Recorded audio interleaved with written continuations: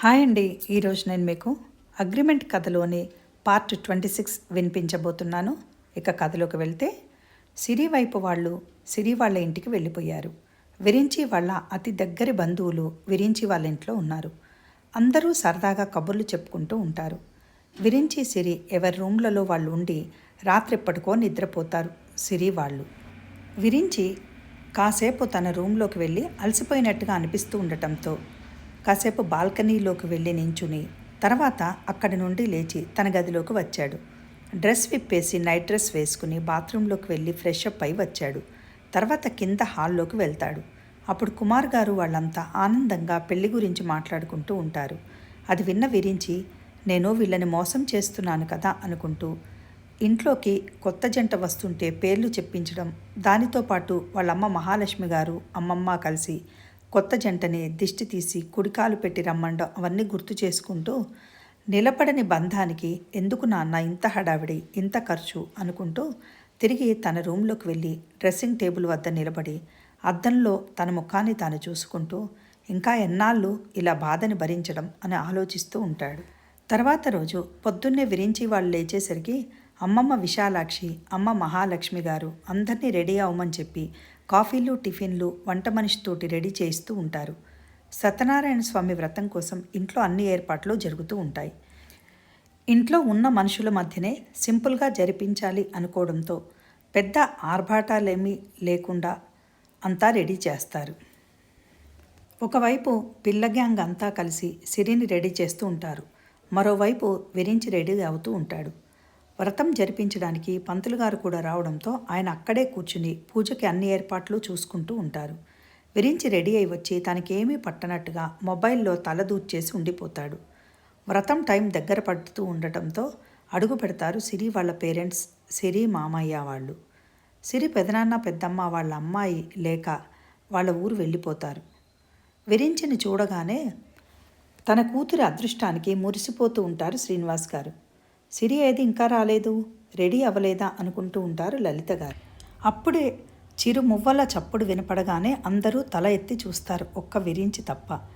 Dark green చీరకి pink border ఉన్న పట్టు చీరలో అందమైన జడకి నిండుగా పువ్వులు పెట్టుకొని తనకున్న నగలు వేసుకుని అందాల బొమ్మలా నడిచి వస్తున్న సిరిని చూసి అలానే చూస్తుండిపోతారు అంతా. అందెల సవ్వడికి గాజుల సడి కలిసి మరింత అందంగా చెవులకు వినిపిస్తూ ఉంటే తల ఎత్తి చూస్తాడు అప్పుడు విరించి. వావ్, లుకింగ్ సూపర్ అనుకుంటాడు మనసులో. తర్వాత నేనేంటి సిరిని చూసి అలా అనుకుంటున్నాను, అయినా నా జీవితంలోకి ఏ అమ్మాయి వద్దనుకున్నాను కదా అనుకుంటూ తిరిగి సీరియస్గా మారిపోతాడు వెంటనే విరించి.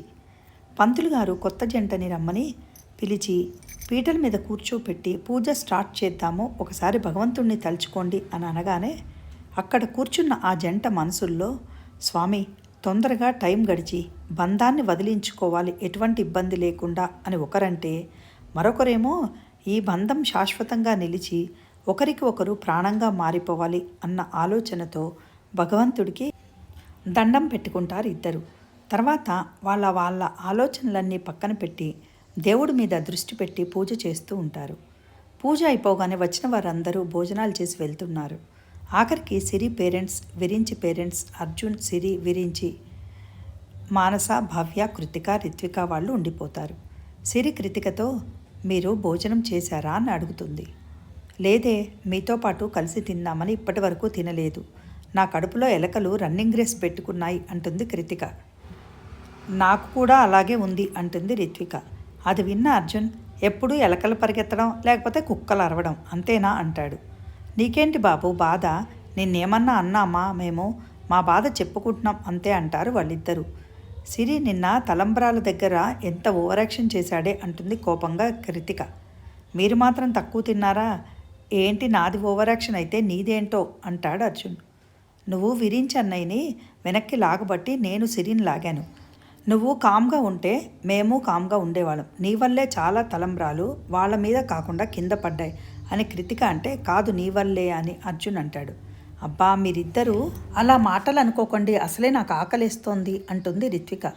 అయితే మరి మీరు తింటూ ఉండండి, మాకు ఆలస్యం అవుతుందేమో అని సిరి వాళ్ళతో అనగానే అది వింటున్న బామ్మగారు, ఎందుకు మీరంతా కలిసి తిందాము అనుకున్నారు కదా, ఫొటోస్ తర్వాత తీసుకోవచ్చు, మీకందరికీ భోజనం వడ్డిస్తాను రండి అంటారు. అర్జున్ వచ్చి విరించితో ఏరా నీకు ఆకలి వేయట్లేదా అంటాడు. దానికి విరించి ఎందుకు వేయటం లేదు బాబు, వేస్తోంది, ముందు ఈ ఫోటోలు హడావిడి తగ్గాలి, విసుగ్గా ఉంది ముందు అంటాడు. ఏమోలే సిరీస్ చూస్తుంటే నీకు కడుపు నిండిపోయిందేమో అనుకున్నాను అని అర్జున్ అంటాడు. ఈలోపు ఇంకా ఎవరో ఉండిపోయారని విరించి వాళ్ళని పిలిచి ఫొటోస్ తీయిస్తూ ఉంటారు కుమార్ గారు. అలా బిజీగా ఫొటోస్ దిగుతున్న సిరి దగ్గరికి వెళ్ళి కృతిక, అమ్మా తల్లి, నేను ఇప్పుడు భోజనం చేయకపోతే కళ్ళు తిరిగి పడిపోతాను, అందుకని తిన్నాక ఫోటో సెషన్ కంటిన్యూ చేయండి, ముందు లంచ్ చేద్దాం రండి అనగానే సిరి ఒకసారి విరించి వైపు చూస్తుంది. సిరి మొహం చూడగానే బాగా అలసిపోయినట్టుగా కనిపించడంతో పాటు నీరసంగా అనిపిస్తుంది విరించికి. సిరిని అలా చూడగానే విరించి సిరికి కూడా ఆకలేస్తోందేమో అనుకుని సరే పదండి వెళ్దాం అంటూ లంచ్ చేయడానికి వెళ్ళి కూర్చుంటాడు. వెనకాలే వెళ్ళి విరించి పక్కన కూర్చుంటుంది సిరి. బామ్మగారు దగ్గరుండి అన్నీ వాళ్ళకి వడ్డించారో లేదో చూస్తూ అక్కడే విరించికి దగ్గరలో కూర్చుని చూస్తూ ఉంటారు.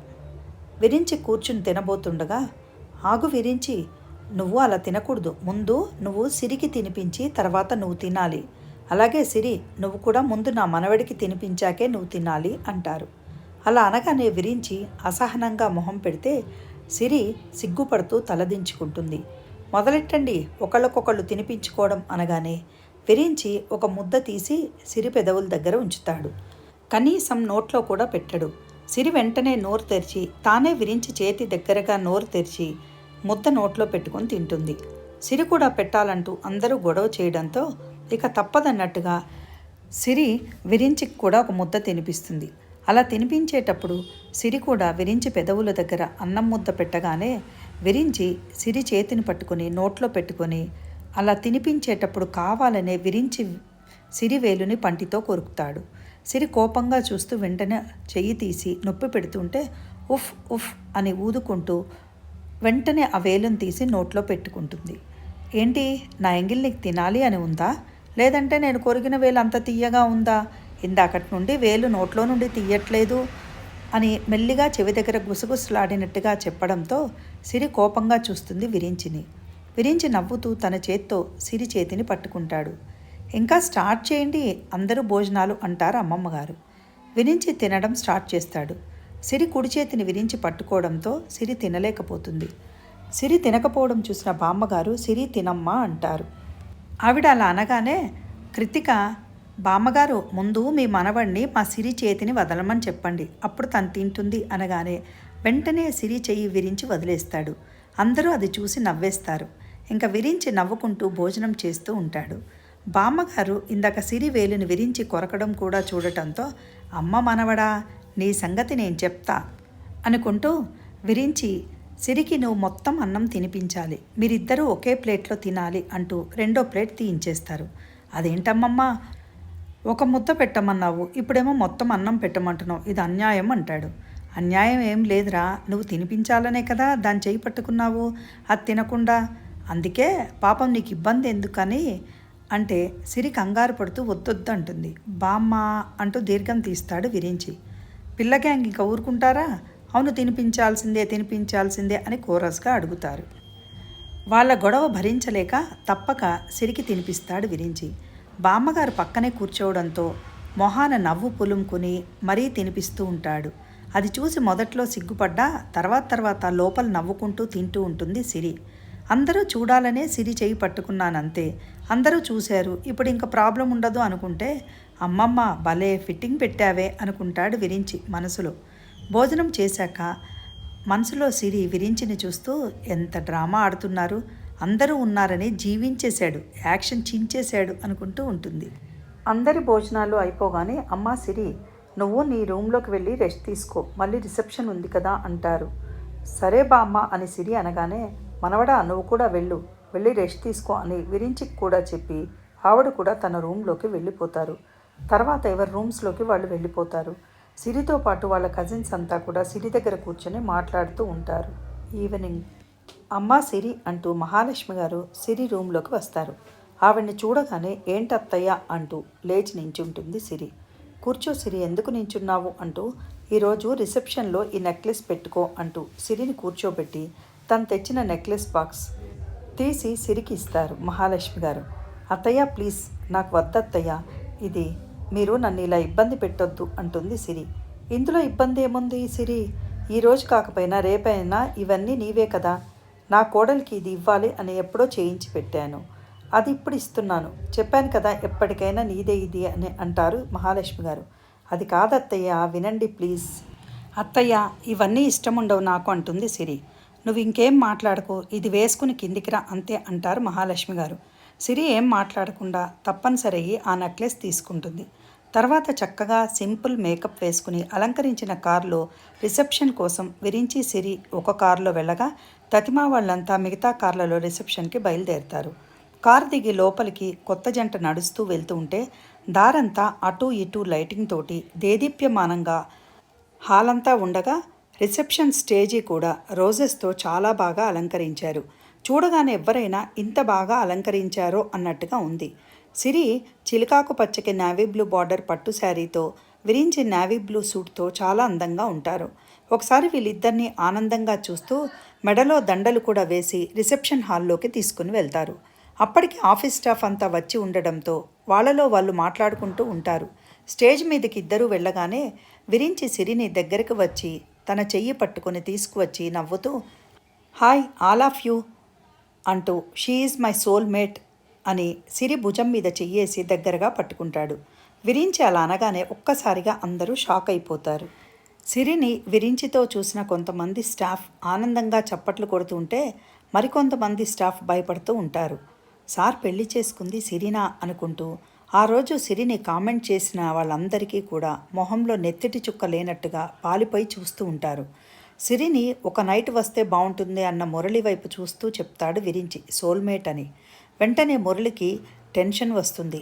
నేను సిరిని అన్నదేమైనా సార్కి తెలిసిపోయిందా ఏంటి అనుకుంటూ నోటిదూల నాకు ఎందుకలా అన్నానో ఇప్పుడు టెన్షన్తో చస్తున్నాను అనుకుంటూ ఉంటాడు. ఒక్కొక్కరుగా వెళ్ళి కొత్త జంటని విష్ చేసి వస్తూ ఉంటారు అందరూ. సిరి ఒక్క క్షణం ఆనందంగా చూస్తూ ఉంటుంది.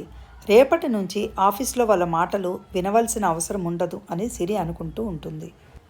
ఉదయం తొందరగా నిద్రలేస్తుంది సిరి. 2 రోజులు బట్టి బాగా అలసిపోవడంతో బాగా నిద్ర పడుతుంది. ఎందుకైనా మంచిది అత్తారింట్లో లేటుగా లేస్తే బాగోదేమో అని ఉదయం అలారం పెట్టుకొని మరీ తొందరగా నిద్రలేస్తుందన్నమాట. పొద్దున్నే లేచి ఫ్రెష్ అవుతుంది.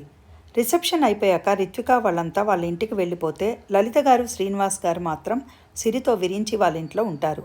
పొద్దున్నే లేచిన కూతుర్ని చూసి లలిత నోరెళ్ళబెట్టి అప్పుడే లేవడం ఫ్రెష్ అవ్వడం కూడా అయిపోయిందా అంటారు. ఆ అమ్మ లేట్ అయితే ఏమనుకుంటారో అని త్వరగా లేచాను అంటుంది. సిరి తల మీద చేత్తో ఒకసారి నిమిరి ఎప్పుడూ ఇలానే ఉండు తల్లి, ఇప్పుడు నీకు పెళ్ళయింది, నువ్వు ఒక వ్యక్తికి భార్యవే కాదు, ఆ ఇంటి కోడలివి, ఆ ఇంటి మర్యాదని గౌరవాన్ని నిలబెట్టాల్సిన దానివి. నిన్ను చూసి ఎవరైనా అల్లుడి గారి సెలెక్షన్ సూపర్, ఎంత మంచి అమ్మాయిని పెళ్లి చేసుకున్నాడో అనుకోవాలి. ఇక ముందు కూడా నువ్వు ఇలాగే పొద్దున్నే లేచి నీ పనులు చేసుకుని మీ అత్తగారికి నాకు ఇద్దరికి మంచి పేరు తీసుకురా అంటూ సిరి నుదుటి మీద ముద్దు పెట్టుకుంటారు. తర్వాత లలిత గారు కిందికి వెళ్ళగానే మహాలక్ష్మి గారు విశాలాక్షి గారు మాట్లాడుకుంటూ ఉంటారు. వాళ్ళిద్దరూ లలిత గారు రాగానే నవ్వుతూ ఇప్పుడే అనుకుంటున్నాం మేము మీతో మాట్లాడాలని అంటారు. దేని గురించి అని లలిత అడగగానే ఈరోజు నైట్ వాళ్ళకి మా ఇంట్లోనే కార్యం ఏర్పాటు చేద్దామని అంటూ ఆవిడ ఏమంటారు అన్నట్టుగా లలిత వైపు చూస్తారు ఇద్దరు. మా ఇంట్లో అనుకున్నాం మేము, పోనీలేండి ఎక్కడైతే ఏముంది ఇక్కడే ఏర్పాటు చేద్దాము అంటూ ముగ్గురు కొత్త జంట ఫస్ట్ నైట్ ఏర్పాట్ల గురించి మాట్లాడుకుంటూ ఉంటారు. ఈ రోజుకి కథ ఇంతేనండి. ఆ తర్వాత ఏం జరగబోతోంది అనేది ఎంతో ఇంట్రెస్టింగ్గా సాగే ఈ కథలోని నెక్స్ట్ పార్ట్ కోసం మన నెక్స్ట్ వీడియో చూడండి. మీకు కనుక కథ నచ్చినట్లయితే ప్లీజ్ లైక్ చేసి షేర్ చేసి సబ్స్క్రైబ్ చేసుకోవడం మర్చిపోకండి. Thank you for listening. Have a nice day.